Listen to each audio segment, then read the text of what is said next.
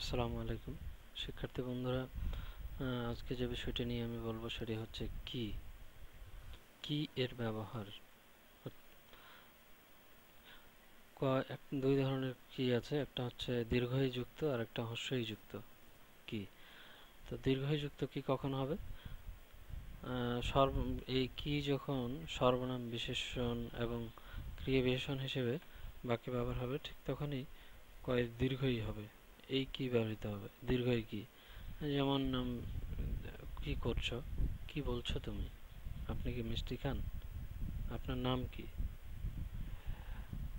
এসব কি বলছো তুমি। দেখুন এই বাক্যগুলোতে কি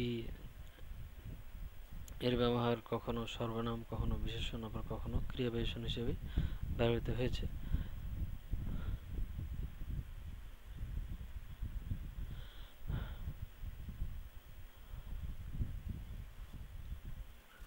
এরপরে হচ্ছে যে কয় হিসি এর ব্যবহার কখন হবে। কয় হিসি যখন অব্যয় হিসেবে বাক্যে ব্যবহৃত হবে তখনই কয় হিসি হয়। যেমন তুমি কি খাবার খেয়েছো, আপনি বাড়ি যাবেন কি, আপনি কি মিষ্টি খান। আসলে এভাবে কি এর ব্যবহার করাটা একটু কঠিন, আমার কাছেও একসময় খুব কঠিন মনে হতো। তবে একটা সুন্দর কৌশল রয়েছে, সেটা হলো যে যে কয় দীর্ঘী এটা এই এই দেখুন এই প্রশ্নটা কি করছো, অর্থাৎ এই প্রশ্নটার উত্তর শুধু সরি কথাটা এভাবে বললে ভালো হবে যে যেই ধরনের প্রশ্ন উত্তর শুধুমাত্র মাথা নেড়েই দেওয়া যাবে বা ইশারা দিয়েই দেওয়া সম্ভব, সেক্ষেত্রে কয় হিসি ব্যবহার হবে। যেমন তুমি কি খাবার খেয়েছো, এক্ষেত্রে আপনি মাথা নেড়েই উত্তরটা দিতে পারবেন। আপনি বাড়ি যাবেন কি, এক্ষেত্রেও তাই। আপনি কি মিষ্টি খান, এক্ষেত্রেও আপনি মাথা নেড়ে উত্তরটা দিতে পারবেন।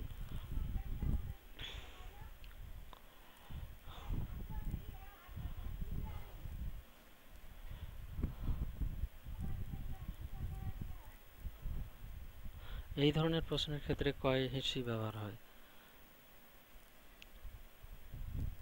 আবার কয় দীর্ঘির ক্ষেত্রে যে ধরনের প্রশ্ন ক্ষেত্রে শুধু মাথা নেড়েই উত্তর করা সম্ভব নয়, মুখ খুলে কিছু বলতে হয়, সেই সমস্ত প্রশ্নের ক্ষেত্রে কয় দীর্ঘী ব্যবহার হবে। কি করছো, এক্ষেত্রে আপনি মাথা নেড়ে বলা সম্ভব না, আপনাকে কিছু বলতে হবে, সেক্ষেত্রে কয় দীর্ঘী ব্যবহার হয়েছে। আরেকটি প্রশ্ন দেখুন যে কি বলছো তুমি, এক্ষেত্রেও বলে উত্তরটা দিতে হবে, মাথা নেড়ে বলা সম্ভব না।